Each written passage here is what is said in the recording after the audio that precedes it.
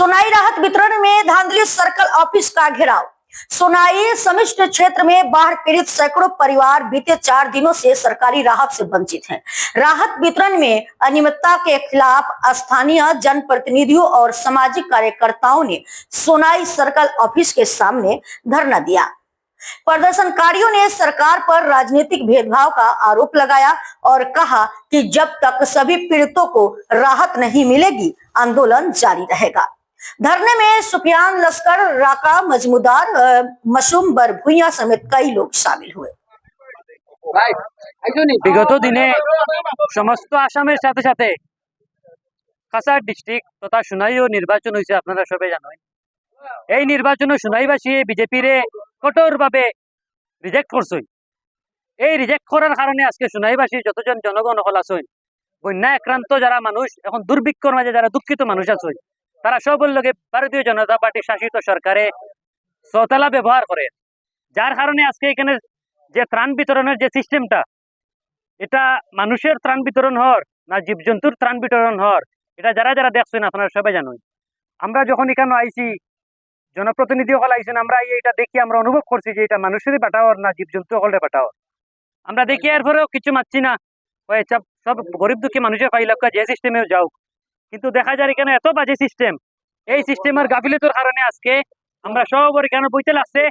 BJP Sonai সমষ্টির বিজেপির বাজেভাবে মানুষে হারাইছেন, বাজেভাবে মানুষের রিজেক্ট করছেন।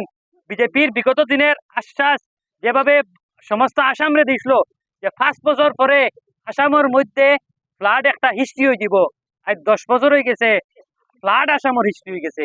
আসাম একটা ফ্লাড আলা এরিয়া হয়ে গেছে, আসামের ফ্লাড হিস্ট্রি হয়েছে না। যার লাগিয়ে আমরা আজকে এখানে বইয়া সমস্ত সোনাই সমষ্টির সোনাইবাসীর সমস্ত প্রতিবাদী কণ্ঠহলের সঙ্গে নিয়া সমস্ত ত্রাণে আক্রান্ত মানুষের পক্ষ থাকিয়া আজকে আমরা সবার পক্ষ থাকিয়া আমি এখানে আসাম সরকার এবং জেলা কর্তৃপক্ষরে কঠোরভাবে জানাই দিয়ার যে আপনারা আজকের এই যে অনিয়ম এখানে ধরা খাইছে, এই অনিয়মটারে অতি সত্বর ঠিক করেন, না হইলে আমরা এই আন্দোলন আরো বড় হইব। দরকার হয় আমরা এই সার্কেল অফিস ঘেরাও করবো, সার্কেল অফিস তালা মারমু, এরকম সার্কেল। আজকে 2 দিন থেকে তারা গভর্নমেন্ট গাইডলাইন ফলো করতে করতে তারা লাস্ট মোমেন্টে কইছে যে তারা পাটওয়ারি দিয়ে সার্ভে করিয়া সব প্রত্যেকটা জিপি সার্ভে করিয়া বন্যাক্রান্ত যেগুলা জায়গা আছে তারারে ত্রাণ দেওয়া হইব। 2 দিন তারা পুরা সার্ভে উর্ভে করাইয়া তারা পুরা লিস্ট সব লইয়া এখন তারা কয় তারা স্টক নাই, তারা ব্যর্থ হওয়ার মাল দিতে, যেটা একটা টাল বাহানা আমাদের জনগণরে নিয়ে একটা খেলানেলা করাওয়ার। এই যে অসহায় যারা নিপীড়িত মানুষ যারা আজকে বন্যায় আক্রান্ত হয়েছে তারারে নিয়া জেলা প্রশাসন সহ সার্কেল এই যে সার্কেল কর্তৃপক্ষরা একটা মানে নাটক করে 2 দিন থেকে আমরারে নিয়া পুরা একটা নাটক চলে। তারার পাটওয়ারিয়া দিয়ে টোটাল লিস্ট দেওয়ার পরেও তারপরে তারা ভেরিফিকেশন হইতো কতটুকু আমরা মানার পরে ভেরিফিকেশন পর্যন্ত আবার লাস্ট আজকে রাত্রে সন্ধ্যা পরে ভেরিফিকেশন পর্যন্ত করার পরে তারপরে যে সময় স্টক নাই কয় আপনারা কইন আমরা কোন পথে যাইতাম। এইরকম একটা অফিস তাকাউন্তে না থাকা বলা, এইরকম একজন কর্তৃপক্ষ যারা আসেনি কেন এরা তাকাউন্তে না থাকা বলা, কিতা লাগি বারবার আমরা এইরকম হ্যারাসমেন্ট করাই লই।